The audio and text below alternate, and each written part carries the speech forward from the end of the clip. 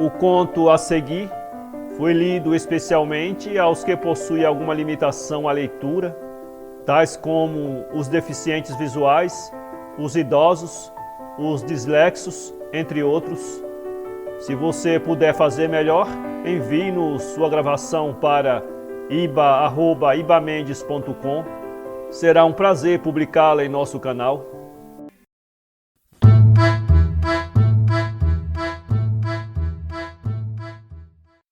O Rouxinol e a Rosa, de Oscar Wilde. Voz, Iba Mendes. Disse que dançaria comigo se eu lhe levasse rosas vermelhas, exclamou o estudante, mas em todo o meu jardim não há uma única rosa vermelha. Do seu ninho, num carvalho, o rouxinol o ouviu e, espiando-o através da folhagem, ficou pensativo. Nenhuma rosa vermelha em todo o meu jardim, repetiu o estudante, e os seus belos olhos se encheram de lágrimas. Ah, de insignificância depende a felicidade. Li tudo o que escreveram os sábios, todos os segredos da filosofia me são conhecidos. No entanto, a falta de uma rosa vermelha torna a minha vida intolerável. Eis aí finalmente um amante sincero, disse o rouxinol. Durante muitas e muitas noites cantei como ele, embora não o conhecesse. Durante muitas e muitas noites cantei sua história às estrelas e agora o vejo. A sua cabeleira é escura como a flor do jacinto e os lábios vermelhos como a rosa dos seus desejos, mas a paixão pôs no seu rosto a palidez do marfim e a dor vincou-lhe a fronte. O príncipe dá um baile amanhã à noite, murmurou o estudante, e minha amada estará entre os convidados. Se eu lhe levar uma rosa vermelha, tê-la-ei entre os braços, e ela reclinará a cabeça sobre o meu ombro, eu estreitarei a sua mão entre as minhas mãos, mas não há uma única rosa vermelha em meu jardim, e assim ficarei solitário, e ela passará por mim sem um olhar, passará por mim, e meu coração se despedaçará. Eis aí um amante sincero, disse o rouxinol. O que eu canto, ele sofre. O que para mim é alegria, para ele é dor. O amor realmente é uma coisa maravilhosa. É mais precioso do que as esmeraldas e mais raro do que as opalas finas. Pérolas e granadas não o podem comprar e não é posto à venda no mercado. Não se pode comprá-lo dos negociantes. Não pode ser aferido em balanças a peso de ouro. Os músicos sentarão na galeria, disse o estudante, e tocarão instrumentos de corda, e o meu amor dançará ao som de harpa e viola. Dançará tão leve, tão ligeira, que seus pés mal tocarão o solo, e os cortesãos, com vestes pomposas, se agruparão ao redor dela, mas não bailará comigo, porque não tenho uma rosa vermelha para ofertar-lhe. E atirando-se à relva, o rosto entre as mãos, chorou. Por que chora? Perguntou um pequeno lagarto, ao passar por ele correndo de rabinho para o ar. Por quê? Disse uma borboleta que esvoaçava, perseguindo um raio de sol. Por quê? Sussurrou uma linda margarida à sua vizinha. Chora por uma rosa vermelha, disse o rouxinol. Por uma rosa vermelha? Exclamaram. Que coisa ridícula! E o pequeno lagarto, que era um tanto irônico, não conteve uma gargalhada, mas o rouxinol compreendia o segredo da dor do estudante e ficou silencioso num carvalho, pensando no mistério do amor. Subitamente abriu as asas trigueiras e ganhou o espaço. Como uma sombra passou através da alameda e como uma sombra voou sobre o jardim. Em meio à erva crescia um roseiral magnífico, apenas o divisor, o rouxinol voou para ele e pousou no ramo. Dá-me uma rosa vermelha, pediu, e te cantarei a mais linda das minhas canções. Mas o roseiral meneou a cabeça. Minhas rosas são brancas, tão brancas como a espuma do mar, e mais brancas do que a neve da montanha. Procura minha irmã, que floresce junto ao velho relógio solar, e ela talvez tenha o que desejas. Então o roxinol voou para o roseiral que crescia junto ao velho relógio solar. Dá-me uma rosa vermelha, pediu, e te cantarei a mais linda das minhas canções. Mas o roseiral meneou a cabeça. As minhas rosas são amarelas, respondeu, amarelas como a cabeleira de ouro das sereias que descansam em troncos de âmbar, mais amarelas do que o gamão que floresce nos campos, antes que o camponês venha ceifá-lo. Procura, porém, minha irmã que floresce sob a janela do estudante, e ela talvez tenha o que desejas. E assim o roxinol voou para o roseiral que florescia sob a janela do estudante. Dá-me uma rosa vermelha, pediu, e te cantarei a mais linda das minhas canções. Mas o roseiral meneou a cabeça. As minhas rosas são vermelhas, respondeu, vermelhas como os pés das rolas, mais vermelhas do que os leques de coral que se movem nas profundezas do oceano. Mas o rigor do inverno penetrou nas minhas veias, e o gelo traspassou meus rebentos, e a tempestade quebrou os meus ramos. Não darei rosas este ano. Apenas uma rosa vermelha é tudo o que desejo, suplicou o roxinol. Apenas uma rosa vermelha, não haverá meio de consegui-la? Há um meio, respondeu o roseiral, mas é tão terrível que não ouso revelar-te. Dize, insistiu o roxinol, não tenho medo. Se queres uma rosa vermelha, disse o roseiral, deves criá-la com o teu canto quando resplandecer a lua e tingi-la com o sangue do teu coração. Deves cantar para mim com o peito atravessado por um espinho. Durante toda a noite deves cantar para mim, e o espinho deve traspassar-te o coração, e o sangue da tua vida deve correr nas minhas veias e tornar-se meu. A morte é um preço muito elevado para uma rosa vermelha, exclamou o roxinol, e a vida é preciosa. É tão belo estar no bosque, contemplando o sol em seu carro de ouro e a lua em seu carro de pérolas. Suave é o perfume da madrugada, e suaves são as campânulas que se escondem no vale, e doce é a uze que o vento faz tremular no outeiro. O amor, porém, é melhor do que a vida, e o que é o coração de um pássaro, comparado ao coração de um homem? E assim falando, abriu as asas, ganhando o espaço, passou sobre o jardim como uma sombra passou pela alameda. O estudante estava no mesmo lugar em que o deixara, deitado na relva, e as lágrimas ainda não o haviam secado nos seus belos olhos. Alegra-te, exclamou o roxinol, alegra-te, terás a tua rosa vermelha. Eu a criarei com o meu canto quando a lua brilhar, e a atingirei com o sangue do meu coração.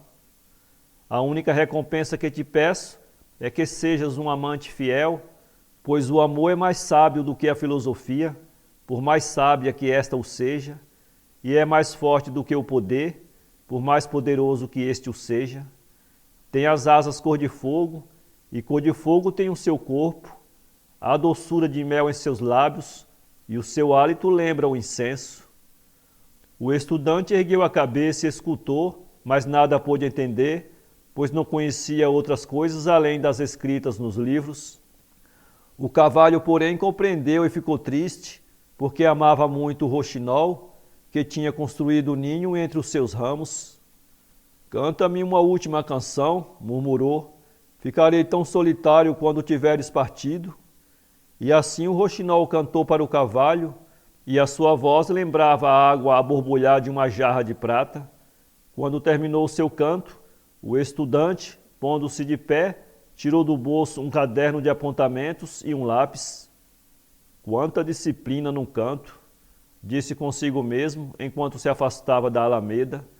Isto não se lhe pode negar, mas sentirá realmente? Receio que não. Na verdade, se parece com a maioria dos artistas, somente forma, sinceridade nenhuma. Ele não se sacrificaria por alguém, só pensa na música. Todos sabem como os artistas são egoístas, mas é preciso reconhecer que há notas sublimes na sua voz. Que pena elas nada significarem ou não terem a menor utilidade.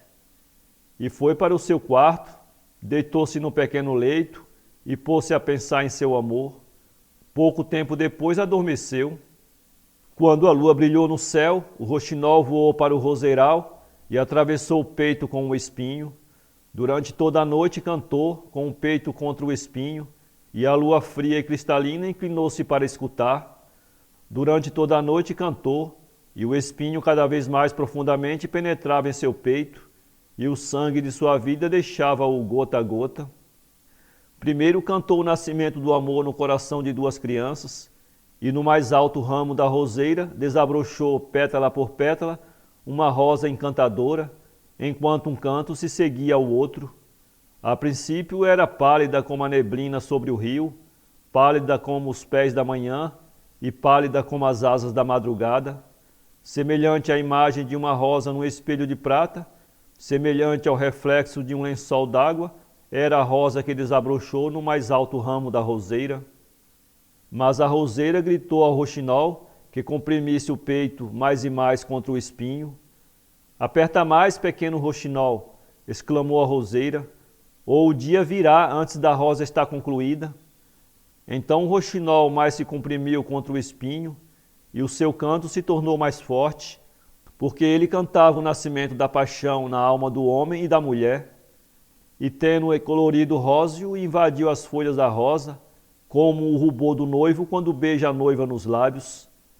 Mas o espinho ainda não atingira o seu coração, e assim o coração da rosa continuava branco, pois somente o sangue do coração de um roxinol pode tornar vermelho o coração de uma rosa.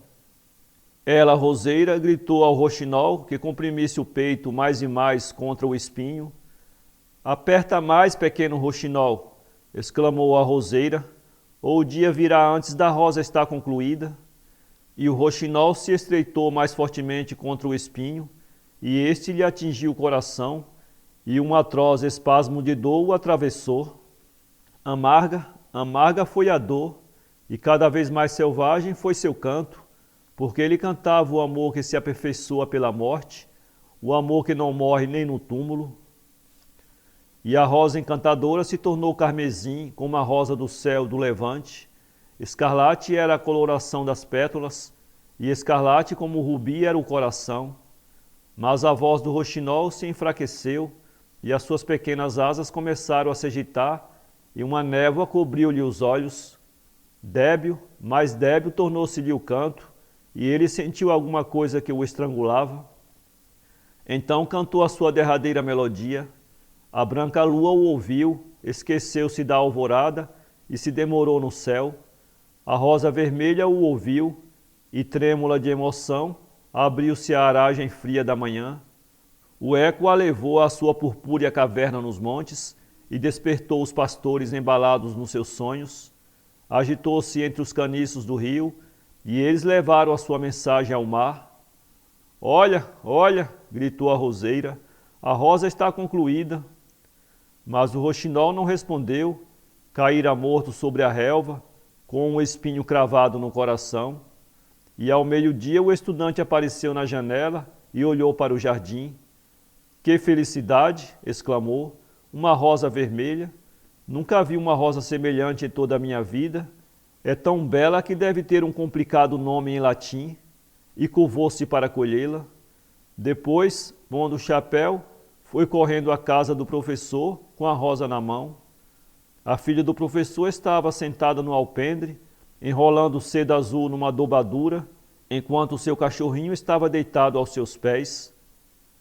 Dissestes que dançarias comigo se trouxesse uma rosa vermelha, disse o estudante.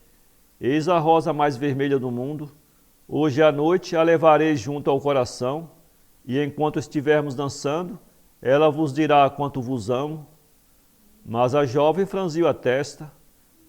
Receio que não esteja em harmonia com o meu vestido, respondeu ela, pois o sobrinho do camareiro enviou-me joias verdadeiras, e todos sabem que as joias custam muito mais do que as flores. Como és ingrata, disse o estudante furioso, jogando fora a rosa, que foi cair numa poça, sendo esmagada pela roda de um carro. Ingrata, disse a jovem, e o senhor o que é? Um grosseirão? Não passa, afinal de contas, de um simples estudante. Creio que nem tem fivelas de prata num calçado, como o sobrinho do camareiro. E a moça, levantando-se, entrou em casa. Que coisa estúpida é o amor, disse o estudante afastando-se. Não é útil como a lógica, porque não prova nada. Conta-nos sempre coisas que nunca sucederão e faz-nos acreditar em coisas que não são verdadeiras. Na realidade não tem nada de prático, e nos tempos que correm, ser prático é tudo. Voltarei à filosofia e estudarei metafísica. Tornou ao seu quarto e apanhou um livro empoeirado, pondo-se a ler. Para ler esse conto, acesse www.poeteiro.com